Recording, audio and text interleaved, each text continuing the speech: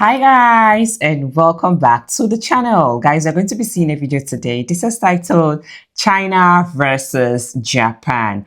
All right, I don't know what this video holds. Okay, I really want to see and know what's in this video. If you're curious as much as I am, please subscribe, and if you find this video interesting, like, share and comment. Please do well to stay subscribed. All right, this because it means a lot for this channel. All right, so let's jump in.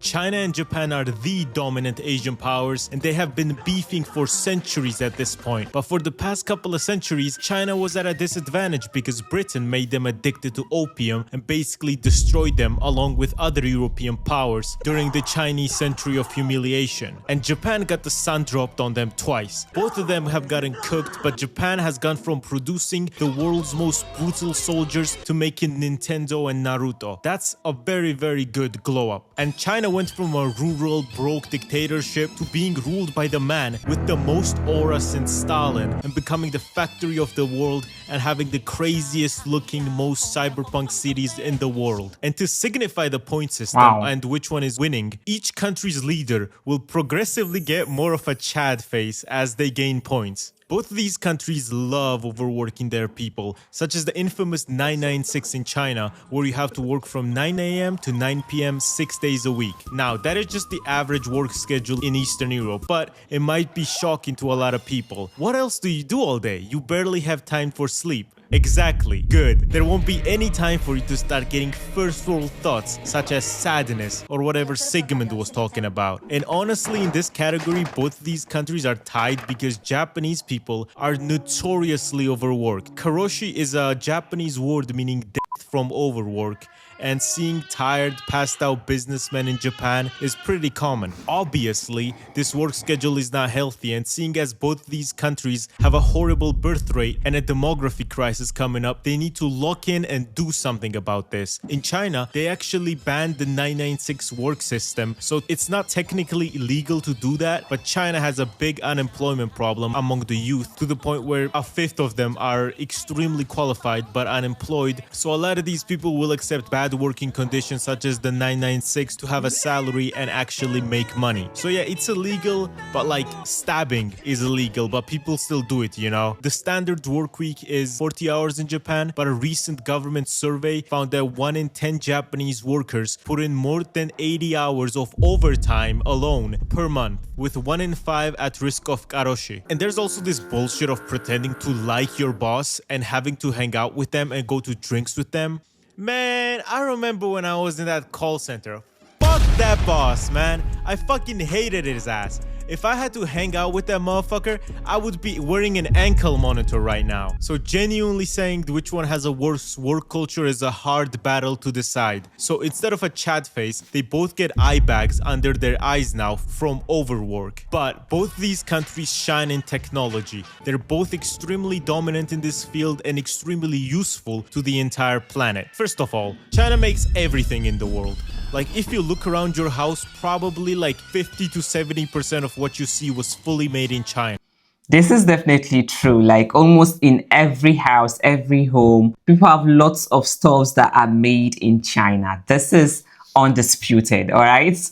And China has gotten a lot better at general technology because of their massive government subsidies, making good cars, innovating on phones, electric car batteries, solar panels, nuclear energy, basically everything. And Japan? I'm worried about Japan's economy, you know, because all the wars in the Middle East have stopped. So their Toyota pickup sales must be down now. Somebody start another conflict in the Middle East. You three need to lock in. Japan needs to sell pickups. But really, Japan is amazing at technology. PlayStation 5, Nintendo Switch, Sony TVs, Canon and Nikon cameras, and basically everyone has these for photography. Toyota, Honda, Seiko and Casio watches. Also, Japan has been notorious for their amazing train system. But sadly, they got mugged. And not only does China alone have 2/3 of the world's high-speed rail network, but they also made faster trains than Japan recently. Japan does lead in robotics and precision manufacturing, but China leads in like everything else, man. Like AI, 6G, electric cars, solar panels, and they're literally the only reason why solar panels are cheap now. And also, if everything made in China suddenly disappeared, most of the shit in your house would disappear, and it would look like the True Detective house without without the mattress. So while Japan put up a very good fight with amazing technologies, China does win this one. But who needs mass scale technology when you got the vibes, man?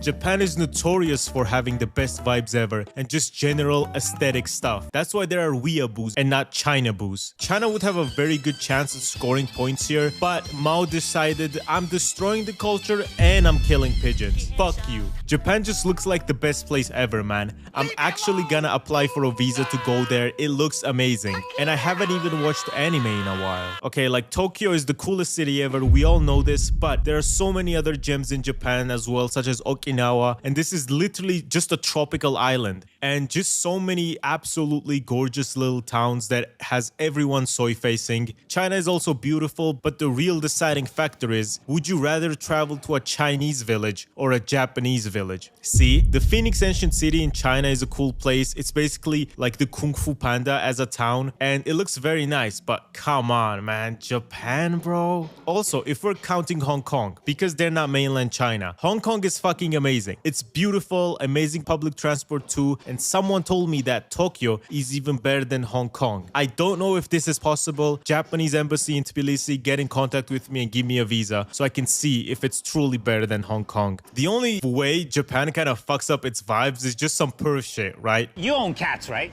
Yes, And there's cats here too. but they're not cats, they're teenage girls. Wow. So it's a bit of Diddy mode, but I guarantee Diddy wouldn't have gotten all this controversy if he had sakura trees in his backyard instead of beds on the basketball court. But Japanese culture is absolutely amazing, especially after they stopped being fascists. That's when they really became cool. I don't know why they still use that flag on their navy. Me personally, I would strive to change it, but hey, I didn't make JoJo or Death Stranding or Berserk, so don't take my word for it. However, no amount of vibes and aesthetic pink trees can cheer you up if your economy is ass. All three of these countries are gorgeous, but then you look at their economies and understand why they're so angry. Lebanon having a black market currency rate, Turkey having their official currency rate, which is somehow worse, and Armenia having these real estate prices. I'd be mad too. It's a reasonable crash out, and China has been growing a lot economically, and generally people have been enjoying a higher quality of life. It is also probably gonna become the biggest economy on the planet, but they have 1.4 billion people, which means their GDP per capita is less than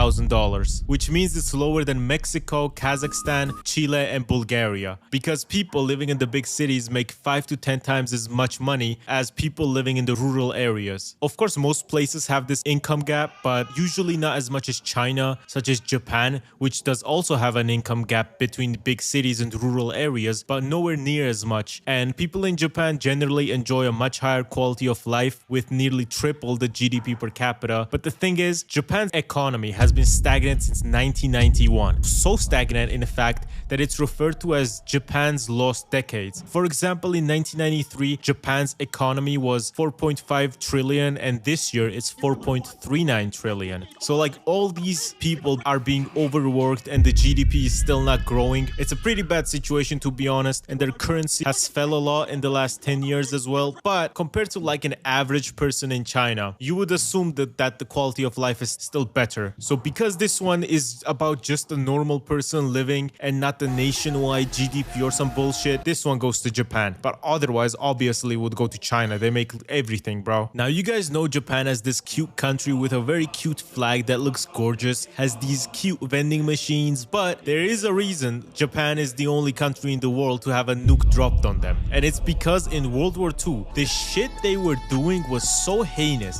that a literal German Nazi heard about what they were doing to Chinese people and tried to stop the Japanese. And the Chinese were so thankful to this Nazi that saved them from at least some of the Japanese atrocities that they built a statue for him. He was just like, okay guys, we are evil. We have skulls on our uniforms, but come on, we're not that evil. And the Chinese and Koreans have a very bad opinion of Japan, and it isn't because of the typical Asian racism, like this argument between two Asians, an Indonesian and an Estonian. The Republic of Indonesia is made up of tens of thousands of islands, hundreds of cultures and languages. The Estonia is made up of meat and onion slop-eating Hungarians who polished the cocks of German horses for 1,000 years. before being elevated to sapiens by the USSR. It's because of the horrible things they've done to their neighbors, and the craziest thing is, Japan doesn't even acknowledge it. To this day, they deny it, which is fucking insane. Every other Axis member was like, oh, we did it and we're so sorry, but Japan doesn't give a fuck. A World War II general secretary literally wrote a book named Fabrication of the Nanjing, where not only does he deny it happened, but blames the war on the Chinese. Or when the governor of Tokyo was being interviewed by Playboy in 1994 and said, people say that the Japanese made a Holocaust, but that is not true. It is a story made up by the Chinese. It has tarnished the image of Japan, but it is a lie. Imagine if the governor of Berlin said this, bro. It would be fucking insane. But all of this does not matter if you're living in a society that isn't free.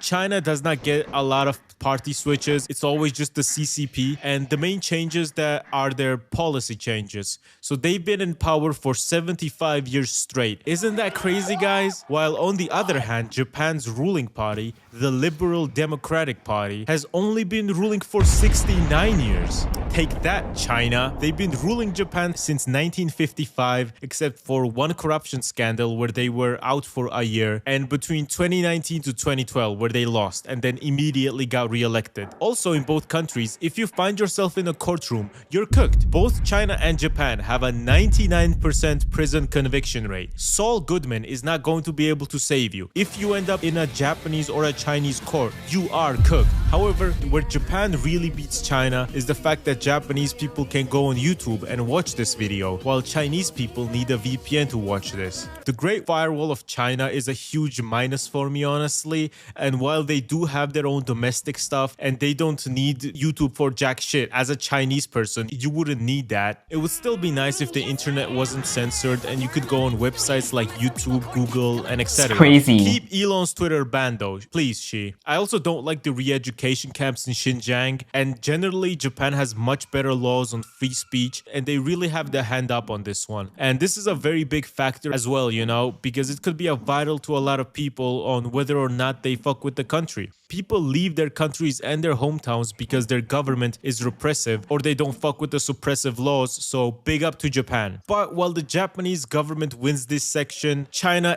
executes their billionaires, which, judging by my personal experience with billionaires and now also looking at America, you know, I'm not gonna say anything about it, but there is a reason why Jack Ma is not in the same position as Elon Musk. Anyways, Japan still wins over China. But is this restrictive government worth it? Because Japan's economy has been stagnant since 1991 and China's has been growing, so they must be doing something right, such as China going from a rural poor country to basically a cyberpunk that also makes amazing technology and has also emerged as a dominant superpower instead of Japan. If Japan disappeared tomorrow, I would cry. And if China disappeared, every single thing would shoot up in price and everyone would be like, fuck, fuck. Because this one country, China, manufactures 31.6% of the entire world's goods. Along with doing a bunch of research that advances humanity, such as 6G and bazillion renewable energy research they've done, along with being the only reason behind solar power becoming better and cheaper, without China, the entire world would be cooked. China is #1 in trade, in steel production, in shipbuilding, in high-speed rail, #1 car exporter in the world, in #1 in drones, in rare earth metals, in nuclear power, in batteries, and in solar. It's not really a competition. China gets this one. Now, what you watched was my video, right? I would say I hope you enjoyed it, but fuck that. I know you enjoyed it. So please like and subscribe for more videos like this. Oh, wow. This is really a hilarious video. All right. And it can also serve as a history because this video is well packed with detailed informations about both countries. And I'm like, okay, is this a history video that was put in a funny way? Because it's really packed with lots of information. All right, I had a great time checking this out. Thank you for recommending this. Thank you guys for sticking around with this channel. Okay, opinion. All right, thank you for watching and see you guys on my next one. Bye.